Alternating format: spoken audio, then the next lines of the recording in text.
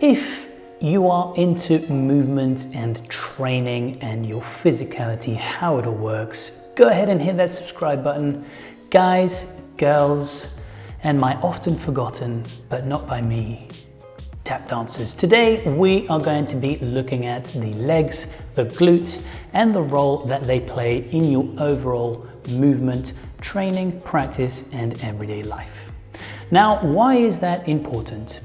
Because in a lot of training modalities and disciplines, sometimes we can get misguided into thinking that certain elements of certain disciplines and movements are more important than others, when it is actually, in fact, not exactly the case. I'll give you an example to play with. If I was to ask you what you think the most important muscle group is in order to be able to get your handstand, what would be the first muscle group that comes to mind? If it was the shoulders and the arms, you would only be partially correct. Why is that? Now, because in order to even get yourself up into your handstand, what do you need to do?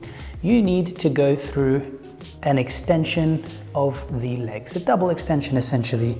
Your ankle and your knee need to extend in order to kick you up into the handstand. And this is a very common factor in many other disciplines. I'll spare you the guessing game and give you another example. Think about boxing, for example. When you go to throw a punch in boxing, you don't simply extend your arm backwards and forwards in order to throw your punch. The actual initiation of the movement comes from the ground, from your foot, twisting the foot into the floor and sending that spiral momentum up into the hip, and then with the hip you follow with the hand, and then you throw your punch. So what does that tell us? Well, that having strength, stability and coordination in the legs, in the lower body, is a huge part of a complete movement practice. And if we don't have such strength and stability, we are essentially setting ourselves up for either poor movement patterns or injuries down the line. So today I'm going to take you through some exercises that are going to help to strengthen your legs, and this is what we're going to be covering today in the first video of a two-part series in leg strength and stability. So let's get right into it.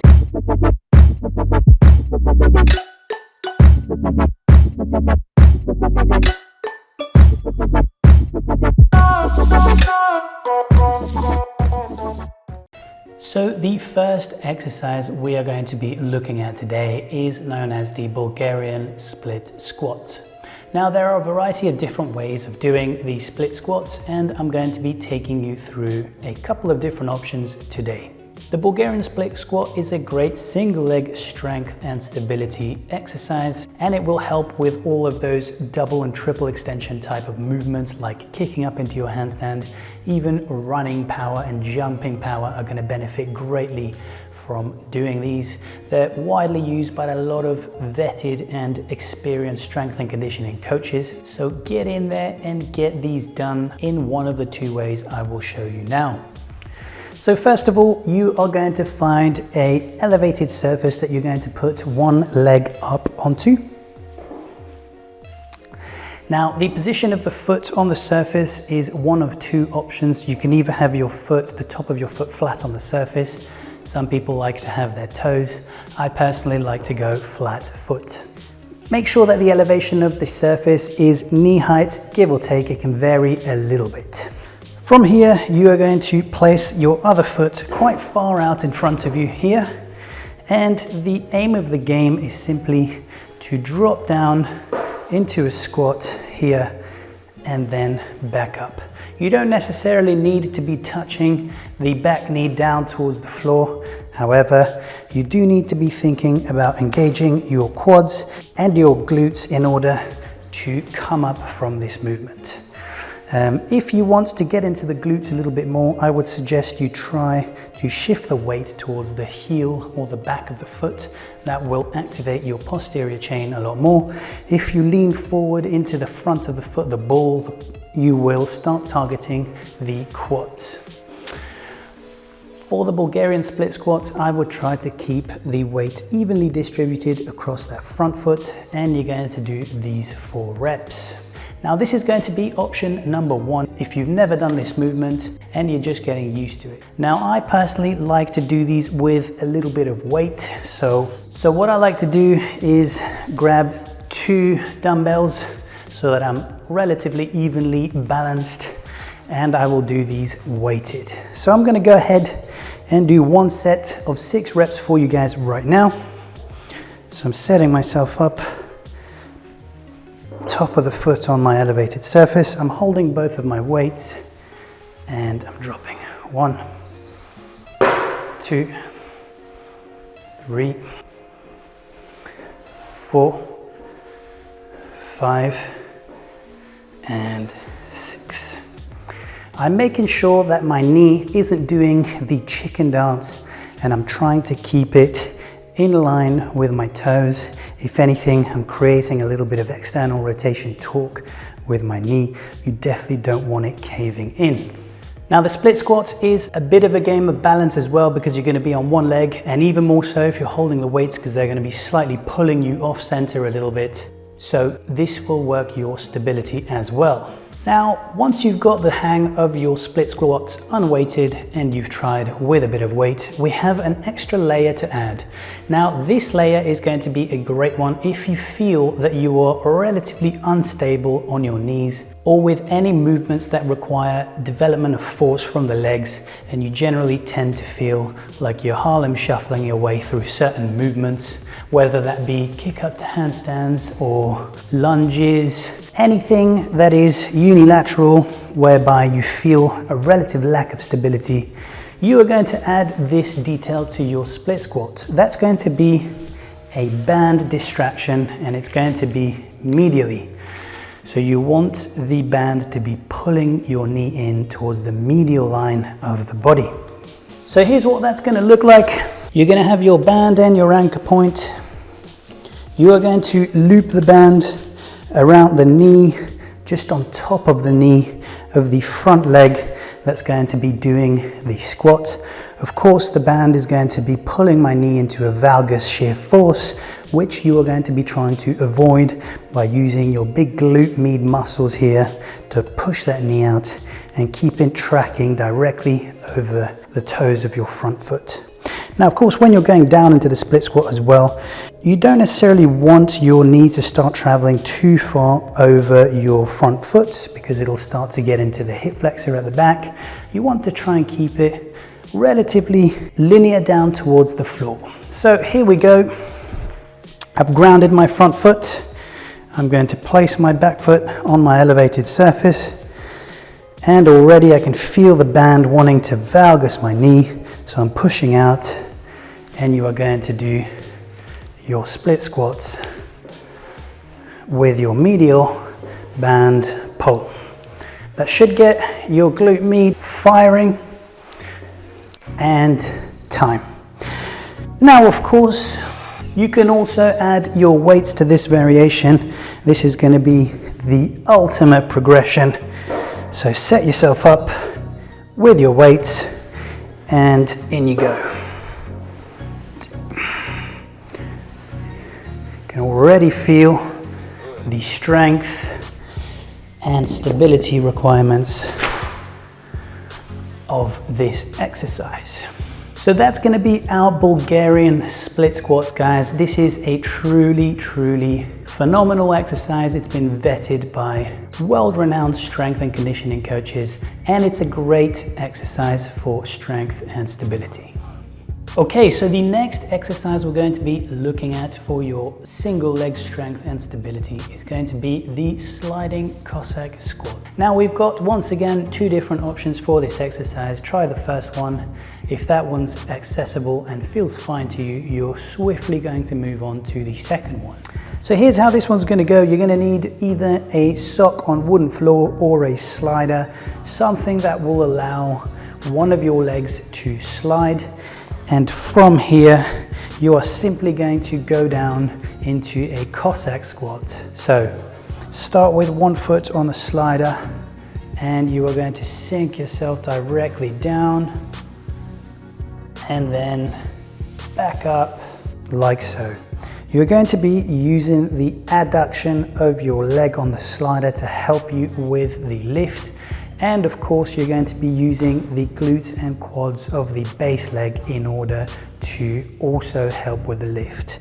Your front foot's going to have a slight turnout and your knee is going to be following and tracking over the direction of the toes on that leg. So here we go again, down, as low as you can, and then try and keep your chest up here. Don't be tempted to lift the hip and then unhinge at the back. Keep your chest up here, use the quads and glutes and the adduction of the leg, and you're going to lift yourself up. A common mistake is to simply lift the hips and then hinge at the back to come up. We do not want to be doing this, but I will demo the mistake anyway. So here it is, we've gone down, and if we struggle to get back, we'll just lift the hip, unhinge at the back, and then stand. This is garbage, so we do not want to be doing this variation. So if you find yourself tempted to use your bum and then unhinge at the back, put a stop to that immediately. Now, of course, if this movement is relatively accessible for us, we're going to grab hold of either a kettlebell or a dumbbell like I have here, and we are going to do these weighted. The volume recommendation for this exercise is going to be 3 sets of 8 reps on each leg. I will do a few with the weight here. So set up your position, knee's going to be tracking over the foot, other leg on your slider, and sink. 1, 2, 3, and so on and so forth. Now this exercise is going to be great because it'll be working your strength at the end of your range on the leg that's adducting, and of course this will slowly over time increase your mobility because you're sending signals to your central nervous system telling it that you are comfortable and feel safe at the end of that range. Why? Because you are able to get yourself out of it without the use for support or props or your hands. And so that starts to eliminate the threat perception in some of these open positions. Remember team, your central nervous system is the mainframe computer that controls all of the functions of your body. So we need to speak to it in its own language in order for it to start ticking the boxes and giving us access back to all of these ranges and strengths that we might have been neglecting over the course of our lifestyles. As always, your body responds to the activity that you do or that you don't do. So if you don't do a whole lot of moving, your body is going to get good at not moving. The next exercise I have in store for you is going to be a variation of the skater squat, and I will show you how to go about this now. So this particular single leg squat variation is going to be very helpful in providing you with balance, single leg strength, and a bit of motion inside of the whole exercise. Once again, this is important because as we go through our daily lives and in our training routines, especially if we are into disciplines that include a lot of movement, we're probably going to be spending time on a single leg, whether that be running, jumping, dancing, twisting, handstanding, doing whatever it is that you are into, including tap dancing. So here's how we are going to do the exercise. You are going to start by placing one leg forward, and you are simply going to go up onto that leg. Your other leg is going to be bent, and from here you are simply going to hinge at your hip, lower your body, touch the opposite hand down to the floor, and then straighten your leg. You can, as you straighten the base leg, you can offer a little bit of a drive with the back leg as well, and then you will come up. So, as we hinge at the hip and reach down for the floor, we start to bend the leg, and then as soon as we hit the floor, we leave the hand where it is, and we extend and kick. Now we're going to be doing this 4 reps, and you're going to try to find a rhythm and the timing between the leg extension and the reach. So here's how that's going to look. Start, single leg, bend, hinge, extension, and up. 2, 3, 4, and so on and so forth. I'm going to repeat this on the other leg so you can have a look at what's happening. Remember, it is always the opposite hand to the front foot that is touching the floor. Why is this? Because that is our reciprocal gait, and it is simply the way that we walk and that we run. So we have to keep this natural gait pattern going in this exercise. So, single leg, other legs off the floor. You are going to bend, reach, extend, and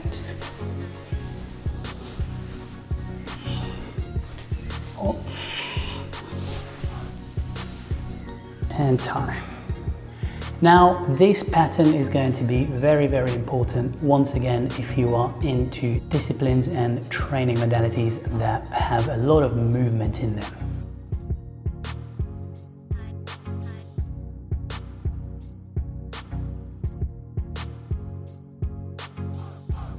Okay guys, that is all I have for you guys today. Let's quickly recap what this video was about and what we did so that you can leave with a succinct summary of what you just watched, if you got this far, of course. So, number 1 is the importance of having strong and stable glutes, legs, and generally a lower body. Why is this important? Because most movements start at the ground. We are connected to the floor due to gravity, and in order to even create motion, we have to start at the floor with our feet, our legs, our knees, our hips, and the main compound muscles that are in charge of this are going to be your glutes and your quads. Your glutes generally stabilize your pelvis and help extend your hips. So these are very, very important muscles that are actually unfortunately very, very neglected due to our sedentary lifestyle and our overuse of chairs. So we need to start thinking about putting them in to our training, and also start to think about what role they play in our training. If you are interested in starting a handstand journey, for example, you are going to need strong and stable legs to even get yourself up there in the first place. Like I mentioned in the first example, if you are into boxing, you're going to need strong and stable legs in order to coordinate your footwork, move around in the ring, and essentially throw a punch that has clout, power, and torque behind it. There are multiple other disciplines that require your legs. Even golfers and tennis players need to move laterally and dynamically in order to throw the tennis ball back. So we need to have the insight to dissect what it is inside of our training and our lifestyle that our body needs, and then we need to feed that to our body through a variety of different training exercises, like the ones that I went through with you guys today. Now, like I mentioned, this is part 1 of a 2-part series. Today we were looking at the strength element of the lower body, more so doing the Bulgarian split squats. We have a few different options for those: unweighted, weighted, and with the band for stability. Then we looked at our sliding cossack, again weighted and unweighted. That's going to strengthen your base leg and the adductors and inner thighs of the sliding leg. And finally, we looked at the variation of our skater squat. This is slightly more movement specific. In the next episode, we're going to be looking at how to develop a little bit more power, so using our strength to produce more force into power. And that is also going to be a very, very useful attribute to have in order for us to increase the quality of our movement and the capacity of our bodies. So that's it, guys. That is all that I have for you guys today. As usual, if you enjoyed it, jump down into the comments, let me know what you enjoyed. I'm gonna be getting down there as well, getting involved, replying to your comments. So drop something in, let me know what you thought, and I will see you in the next one.